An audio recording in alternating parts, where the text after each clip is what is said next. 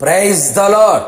కరుణా కటాక్షము గలవాడును దయాదాక్షిణ్య పూర్ణుడైన యేసుక్రీస్తు శుభనామములో మీరు అన్ని విషయములలో వర్ధిల్లుచు సౌఖ్యముగా ఉందురు గాక. ఈ దినపు యేసయ్య జీవపు మాట 73వ కీర్తన 23వ చరణం. నేను ఎల్లప్పుడూ నీ యొద్ద ఉన్నాను. యేసయ్య నామములో ప్రతి స్థలములలో ప్రార్థన చేయుచు యేసయ్యందు విశ్వాసముంచి యేసయ్య అడుగు జాడలలో నడుచుచు యేసయ్య వలె మారాలని ఆశతో ఆకాంక్షతో ఎదురు చూచుచున్న నా దేవుని ప్రియులారా, మన దైనందిన ఆత్మీయ ఆధ్యాత్మిక జీవితంలో ఆయన సన్నిధిలో ధైర్యముగా చెప్పుకోనదగిన సాక్ష్యము గలవారమై ఉండవలెను, చెప్పేవారమై ఉండవలెను. భక్తుడు తన వ్యక్తిగత అనుభవం సెలవిచ్చెను. నేను ఎల్లప్పుడూ నీ యొద్దనే ఉన్నాను అని యేసయ్యతోనే చెప్పాను. ఎంత ధైర్యము కదా. అవును ప్రియులారా, మనము కూడా చెప్పగలిగే స్థాయికి రావలేను కదా. ఎల్లప్పుడూ అనగా వ్యాధి బాధలయందు, సుఖదుఖములయందు, శ్రమలు, శోధనలు, ప్రతికూల కార్యములు, సంతోషము, ఆవేదన, ఇలా ప్రతికూల పరిస్థితుల్లో కూడా ఆయన పాదముల యొద్ద ఉండి ఆ స్థాయికి ఎదగవలెను. మన పరిస్థితి అయితే అన్ని అనుకూలమైతే ఆయన యొద్ద ఉండేవారు కొందరు, ప్రతికూలమైతే దూరమయ్యేవారు మరికొందరు, అన్ని బాగుంటే దూరముగా ఉండేవారు ఇంకా కొందరు, కష్టాలు, బాధలు, ఇరుకు ఇబ్బందులు వచ్చినప్పుడు ఆయన యొద్దకు వచ్చేవారు మరికొందరు. ఇలాంటి స్థితులలో ఆత్మీయులు, క్రైస్తవులు ఉన్నారు కదా. మనము అట్టి వారముగా ఉండరాదు సుమి. అన్ని వేళలా అన్ని పరిస్థితులలో ఆయన యొద్దనే, ఆయన పాదపీఠమై ఉండవలెను. మనము ఆయన యొద్ద ఉండాలి అనుకొనిన, మనలను ఆయన యొద్దకు చేర్చుకోవాలి అనుకొనిన, మనము ఆయనకు ఇష్టులై ఉండవలెను.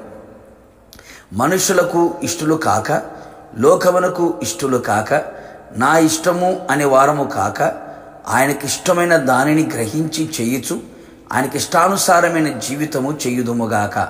ఆయనకిష్టమైన వారిని ఆయన పిలువగా వారు ఆయన యొద్దకు వచ్చిరి అని వ్రాయబడి ఉన్నది కదా.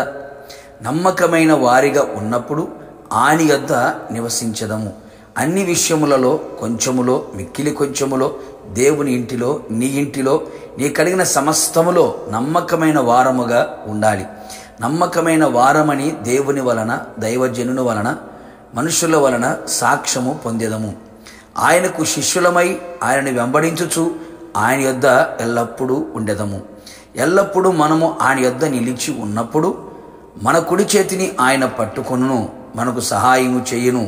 ఆశ్చర్యకరమైన సహాయము చేయుటకు ఆకాశ వాహనుడే వచ్చి అన్ని వైపులా అన్ని విధాలుగా నీకు సహాయము చేయును. కట్టబడిన కట్లని విప్పి మూయబడిన ప్రతి తలుపులను తెరచి అన్ని విషయములలో అత్యధికమైన జయమును నీకు అనుగ్రహించును. తన ఆలోచన చేత నిన్ను నడిపించి నీకు ఆలోచనకర్తయే ఉండును. అంతేగాక ఆయన ఆర్భాటముతో, ప్రధానతతో, శబ్దముతో, దేవుని బోరతో వచ్చినప్పుడు, నిన్ను పిలిచినప్పుడు ఆయన తన మహిమలో నిన్ను చేర్చుకొనును. ఆయనతో యుగయుగములు నిలిచి ఉండెదవు. ప్రార్థన. ప్రేమాస్వరూపి పరిశుద్ధుడా, నిత్యాశ్రయ దుర్గమైన యేసయ్య, ఈ పరిశుద్ధమైన పాదములకి కృతజ్ఞతాస్తుతులు చెల్లించుచు ఉన్నాం. మరొక్కసారి మీ జీవపు మాట చేత మన ప్రాణాత్మ శరీరములని మరింతగా మీరు బలపరిచినందుకే స్తోత్రాలు. భక్తుడు సెలవిచ్చినట్లుగా మేము కూడా ఎల్లప్పుడూ నీ యొద్ద ఉన్నాము అని చెప్పుకునే ఆత్మీయ స్థాయికి, స్థితికి రావడానికి కృప దయచేయండి. ప్రతి పరిస్థితులలో కూడా మీ యొద్దనే, మీ పాదపీఠం యొద్ద నిలుచున్నట్లుగా సహాయము చేయండి. నీ యొద్ద నిలిచి ఉన్నవారి కుడి చేతిని పట్టుకొని సహాయము చేసి జయమునివ్వగలిగిన దేవుడవు, ఆలోచన చేత నడిపించగలిగిన దేవుడు, తర్వాత మహిమలో చేర్చుకొనగలిగిన దేవుడు. అట్టి కృపని, భాగ్యమును మా అందరికీ దయచేయమని, మీరు ఆకడలు మేమంతా కూడా సిద్ధపడి మీతో కూడా యుగయుగములు ఉన్నట్లుగా కృప దయచేయమని యేసు నామములో అడిగి పొందుకొని ఉన్నాము తండ్రి, ఆమేన్. నిశ్చయముగా మీరును మీ కుటుంబ సభ్యులందరూ ఎల్లప్పుడూ యేసయ్య పాదముల యొద్ద నిలిచి ఉందురు గాక. God bless you.